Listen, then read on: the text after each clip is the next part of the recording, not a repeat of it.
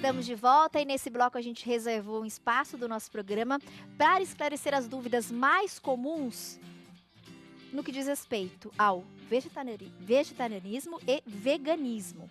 Recentemente, a gente tem feito várias receitinhas veganas e vegetarianas no nosso programa, atendendo a pedidos desse tipo de público que é cada vez maior. E aí as pessoas, principalmente mais leigas, nos questionam: ô Tati, mas qual que é a diferença do vegano e do vegetariano? Quais são as restrições? E por que existem esses dois grupos? Para falar sobre isso, uma especialista no assunto, a gente recebe a nutricionista Ana Seregatti. Mais uma vez, Ana, prazer revê-la. Que bom que você voltou ao nosso programa. Eu também estou feliz de estar aqui.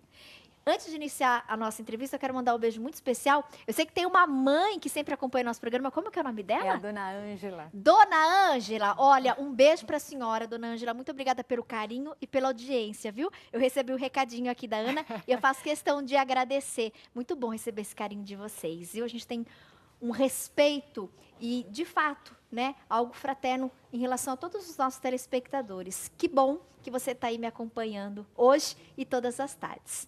Ana, vamos lá, para a gente começar, vamos lá. Quais são as principais diferenças quando a gente fala em vegano e vegetariano?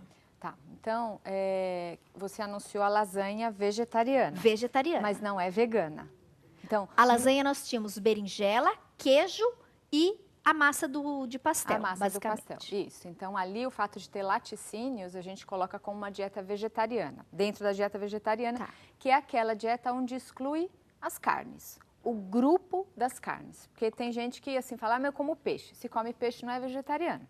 Então, quando se tira carne de vaca, de porco, de ave, pescado, frutos do mar, isto entra dentro de uma dieta vegetariana que a pessoa pode optar consumir ovos e consumir leite e derivados. Por isso que a lasanha era vegetariana e não vegana.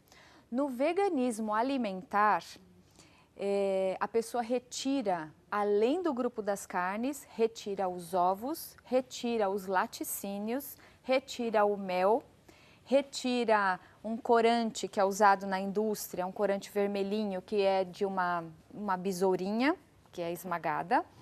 E retira, em termos alimentares é isso. Porque então toda fonte animal. Animal, tudo que derive de um animal, o vegano não come. Mas o veganismo, ele é um movimento que vai muito além do prato. É um estilo de vida, É um estilo de vida, porque a gente fala, por isso que eu falei veganismo alimentar, porque tem gente que retira todas essas coisas do cardápio, mas ainda continua usando o couro, a lã, a seda, que são derivados animais, produtos de beleza, de higiene, que tenham algum componente animal ou que tenham sido testados em animais. Então, o veganismo, como filosofia, vai tirar a comida, os componentes animais da comida, os componentes animais do dia a dia também, vestuário, higiene, beleza e tudo. Aqui nós vamos falar do veganismo alimentar. Então, para a gente entender, nós temos o vegetariano, ele retira os grupos de carne da sua alimentação. E pode ficar com ovos e laticínios. Tá. E o vegano, ele retira qualquer produto animal. Da o sua mel alimentação vem da abelha, não vem? Verdade. E aí ele retira. Ele retira. A colchonilha, que é essa besourinha, que é um inseto que é macerado e dá uma coloração vermelha e é usado muito nos cosméticos e em produtos alimentícios. Ele retira também. O vegetariano não necessariamente. Deixa eu te fazer uma pergunta, Ana, de leiga. Tá. E talvez seja um questionamento de muitas pessoas que não vivenciam nenhuma dessas filosofias. Corre o risco de faltar nutrientes ou vitamina? Porque, né, a priori a gente vê, vai retirar a carne ou vai retirar qualquer fonte animal. Corre-se esse risco ou não? Existem substituições hoje que podem ser feitas sem ter nenhuma deficiência? Ou aí é feito, de repente, uma suplementação? Como é que funciona isso? Não corre nenhum risco, não há necessidade de suplementar nada. Suplementação a gente só faz em pessoas que têm carência nutricional, que ela pode acontecer num vegetariano e pode acontecer num onívoro. O onívoro é a pessoa que consome carne. Quem come carne não é carnívoro, carnívoro é o leão. O ser humano onívoro. É onívoro. Então, a gente tem uma carência de ferro em onívoros e vegetarianos, eu suplemento ferro. A gente tem uma carência de zinco em onívoros e vegetarianos, eu suplemento zinco, vitamina D e assim por diante. O fato da pessoa retirar carnes, ovos e laticínios, falando do vegano, da alimentação dela, não necessariamente leva a nenhuma carência. Existe um nutriente no reino vegetal que não está disponível de forma alguma, que é a vitamina B12. A vitamina B12 você só encontra em carnes, ovos e laticínios. Aí vai falar assim, então o onívoro nunca vai ter carência de B12 e o vegetariano sempre vai ter carência de B12. Não é o que a gente encontra. Então, a B12, mais do que a ingestão de fontes alimentares, o que dita a carência dela é a metabolização dela. Então, a pessoa pode consumir muita fonte de B12, comer assim, carne no café da manhã, almoço e janta, e ainda assim ter carência de vitamina B12, se ela tiver uma característica metabólica, né, no metabolismo dela, que não favoreça a reciclagem da B12, a utilização de forma adequada. Interessante. Pela sua experiência, inclusive de consultório como nutricionista, as pessoas buscam isso com algum objetivo estético específico ou não? É mais pela questão mesmo de filosofia de vida, de mudança de hábito? Como é que surge? De estético não tem absolutamente nada. Eu sempre pergunto, porque assim, eu atendo basicamente pessoas que são ou vegetarianas ou veganas ou que estão em transição. Atendo onívoros também, mas o grande público que vem até mim é esse. E eu sempre pergunto, você parou de comer carne? Parei. Não, estou parando. Por que você está parando? Sempre pergunto. A razão de cunho ético que diz respeito ao bem-estar animal é a predominante. Aí as pessoas se preocupam também, mas eu sei que em termos de saúde o vegetarianismo é mais saudável. É verdade. Tem mais benefícios, a pessoa morre menos. Quais são eles? Por exemplo, os benefícios dos vegetarianos. Da dieta vegetariana vegana. Então, assim, doenças cardiovasculares são muito menos frequentes. Diabetes, hipertensão, colesterol alto, o próprio índice de massa corporal no vegetariano tende a ser menor.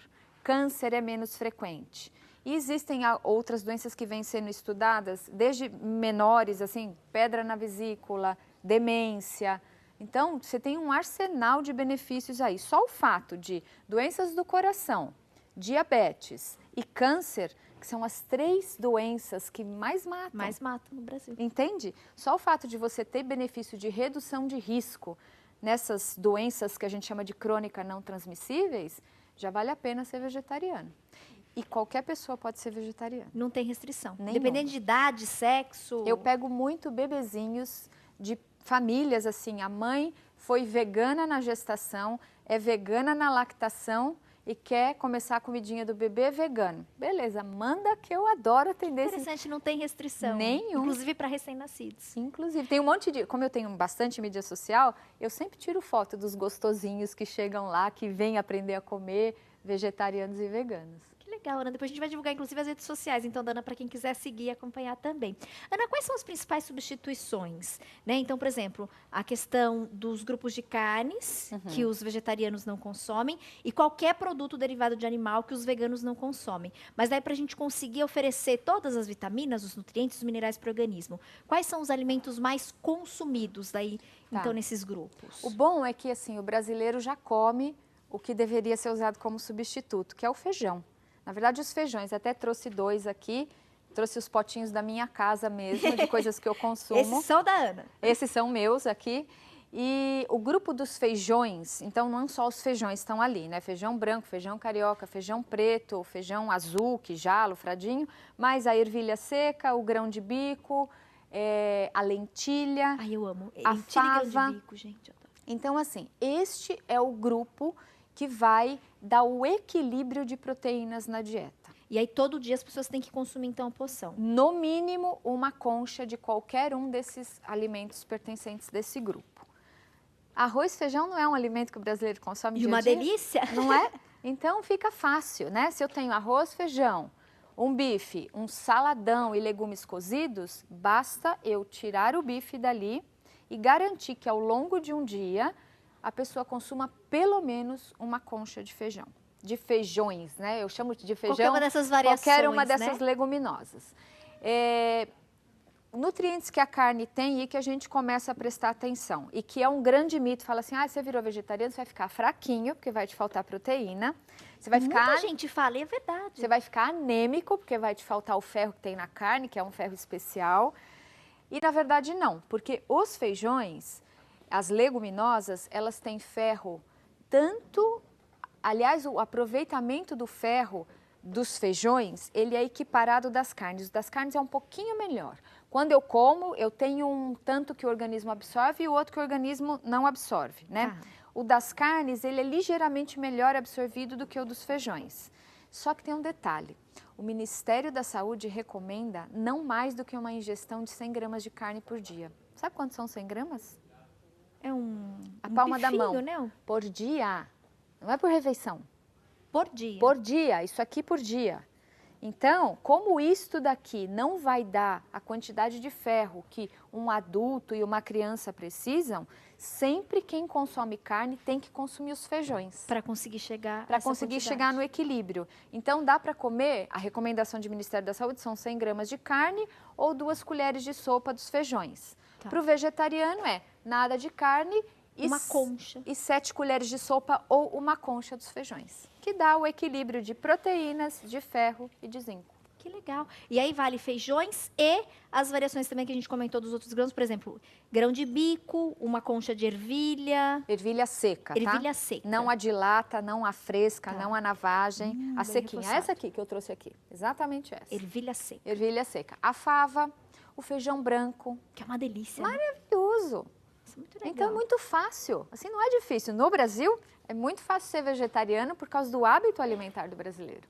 Ana, adorei receber você aqui hoje e eu vou pedir que você volte Tá numa bom. outra oportunidade. Eu acho que hoje já foi aqui um começo, né, de um assunto para a gente poder explicar as principais diferenças, quebrar um pouquinho o preconceito, né? Eu acho tão ruim quando às vezes a gente faz aí um pré-julgamento sem conhecer, sem saber. Eu acho que a gente tem que respeitar.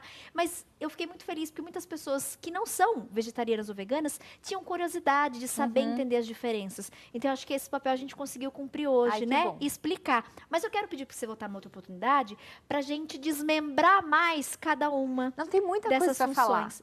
Se você me Podemos, deixar, então, marcar? eu falo aqui Então tá convidadíssima. o programa inteiro. Ó, então mês que vem você volta Volto. e a gente traz exemplos, pratos, pode ser? Pode. De aí cardápios pra gente ajudar Perfeito. esses dois grupos que têm aí aumentado significativamente de telespectadores. A gente faz questão de orientar e passar mais informações. Mas acho que hoje já deu pra gente entender bastante, né?